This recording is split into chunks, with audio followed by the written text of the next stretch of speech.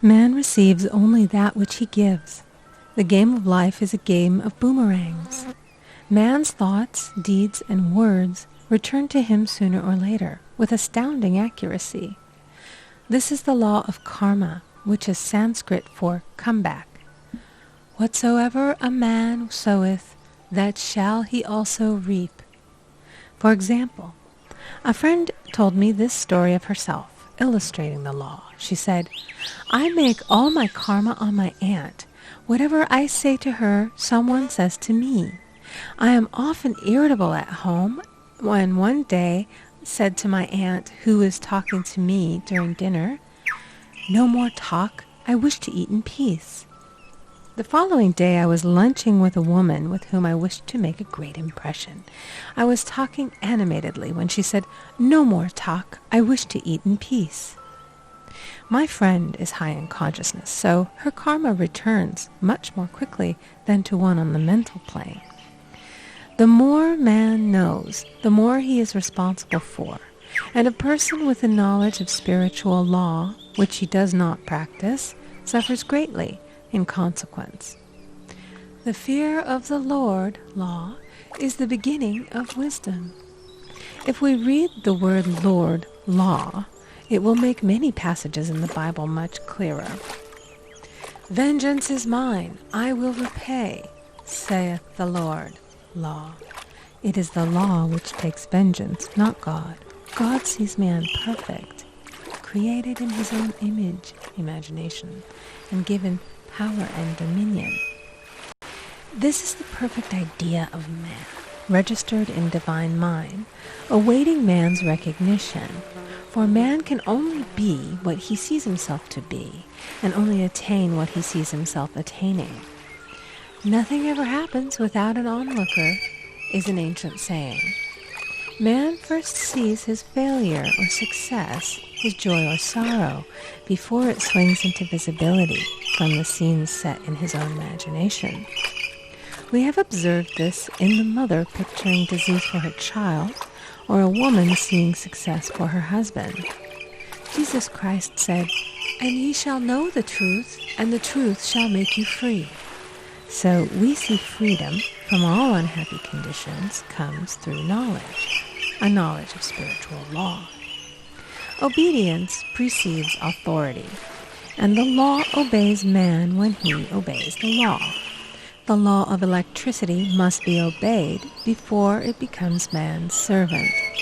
When handled ignorantly, it becomes man's deadly foe. So with the laws of mind. For example, a woman with a strong personal will wished she owned a house which belonged to an acquaintance, and she often made mental pictures of herself living in the house. In the course of time, the man died, and she moved into the house. Several years afterwards, coming into the knowledge of spiritual law, she said to me, do you think I had anything to do with that man's death? I replied, yes, your desire was so strong, everything made way for it. But you paid your karmic debt. Your husband, whom you loved devotedly, died soon after, and the house was a white elephant on your hands for many years. The original owner, however, could not have been affected by her thoughts had he been positive in the truth, nor her husband, but they were both under karmic law. The woman should have said, feeling the great desire for the house, Infinite intelligence, give me the right house, equally as charming as this, the house which is mine by divine right. The divine selection would have given perfect satisfaction and brought good to all. The divine pattern is the only safe pattern to work by. Desire is a tremendous force and must be directed in the right channels or chaos ensues. In demonstrating, the most important step is the first step, to ask aright. Man should always demand only that which is his by divine right. To go back to the illustration, had the woman taken this attitude, if this house I desire is mine, I cannot lose it. If it is not, give me its equivalent.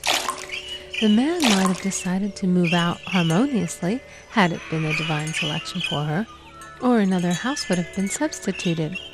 Anything forced into manifestation through personal will is always ill-got and has ever bad success. Man is admonished, "My will be done, not thine."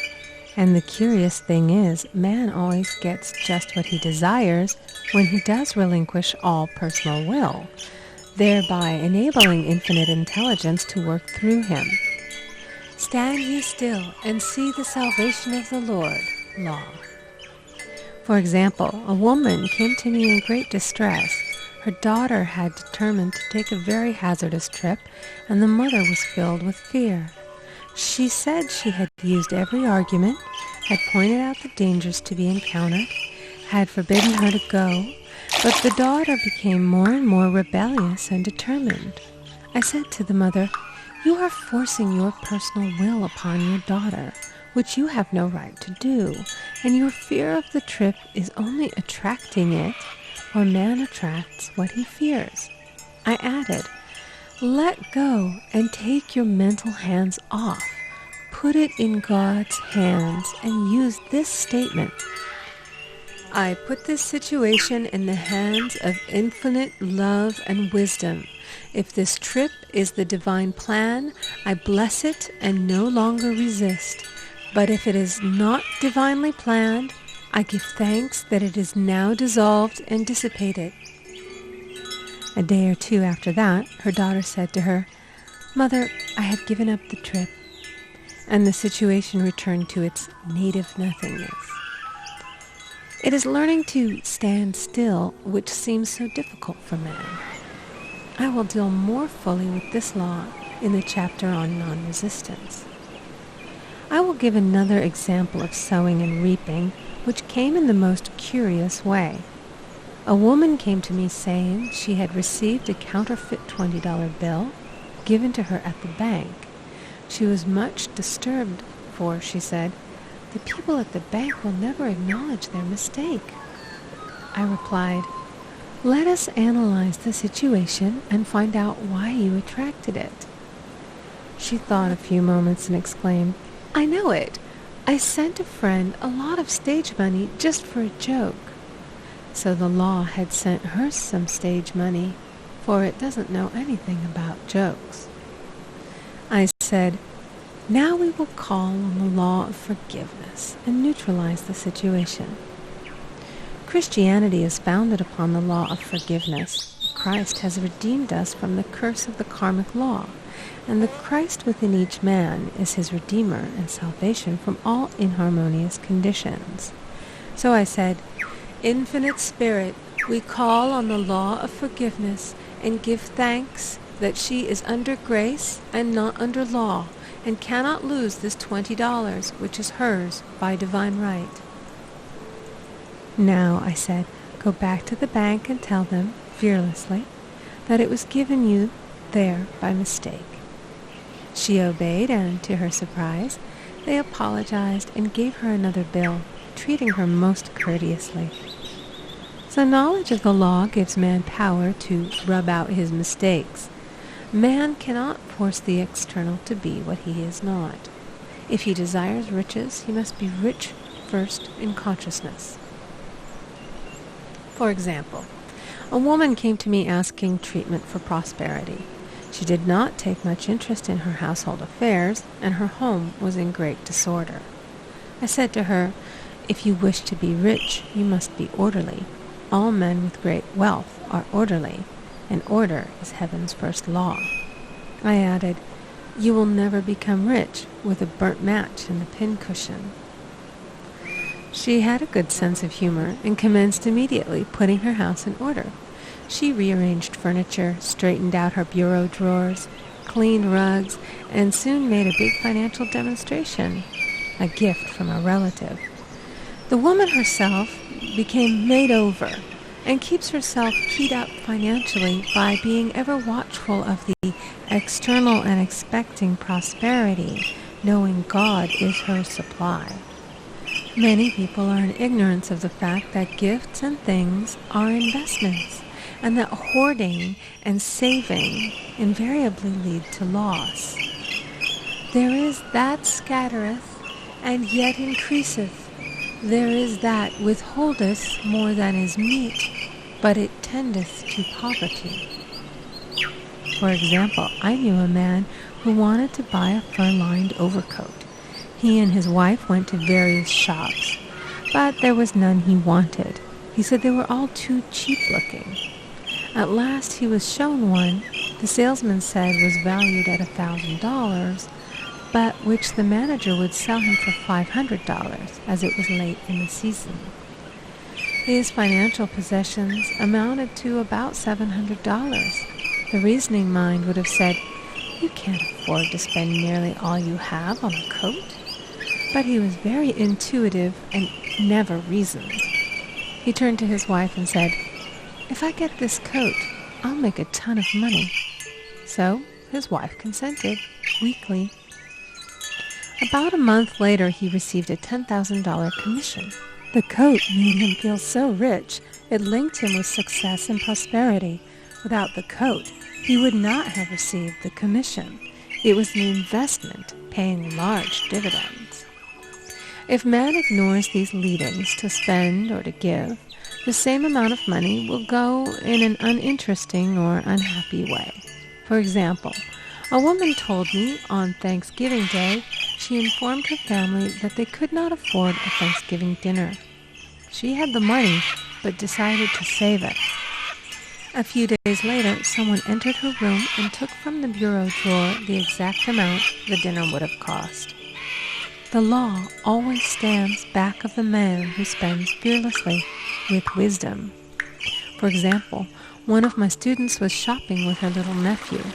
The child clamored for a toy, which she told him she could not afford to buy. She realized suddenly that she was seeking lack and not recognizing God as her supply. So she bought the toy and on her way home picked up in the street the exact amount of money she had paid for it. Man's supply is inexhaustible and unfailing when fully trusted, but faith or trust must precede the demonstration. According to your faith, be it unto you. Faith is the substance of things hoped for and the evidence of things not seen.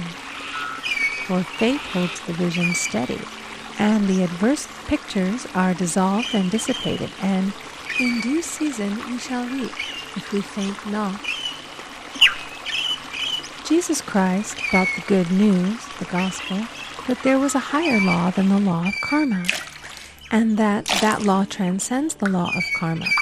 It is the law of grace, or forgiveness. It is the law which frees man from the law of cause and effect, the law of consequence. Under grace, not under law. We are told that on this plane, man reaps where he has not sown. The gifts of God are simply poured out upon him. All that the kingdom affords is his. This continued state of bliss awaits the man who has overcome the race, or world, thought.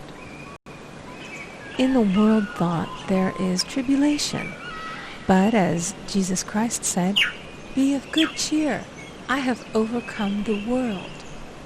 The world thought is that of sin, sickness, and death.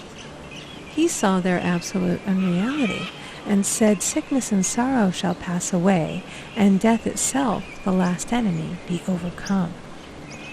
We now know, from a scientific standpoint, that death could be overcome by stamping the subconscious mind with the conviction of eternal youth and eternal life. The subconscious, being simply power without direction, carries out orders without questioning. Working under the direction of the superconscious, the Christ or God within man, the resurrection of the body would be accomplished. Man would no longer throw off his body in death. It would be transformed into the body electric, sung by Walt Whitman, for Christianity is founded upon the forgiveness of sins and an empty tomb.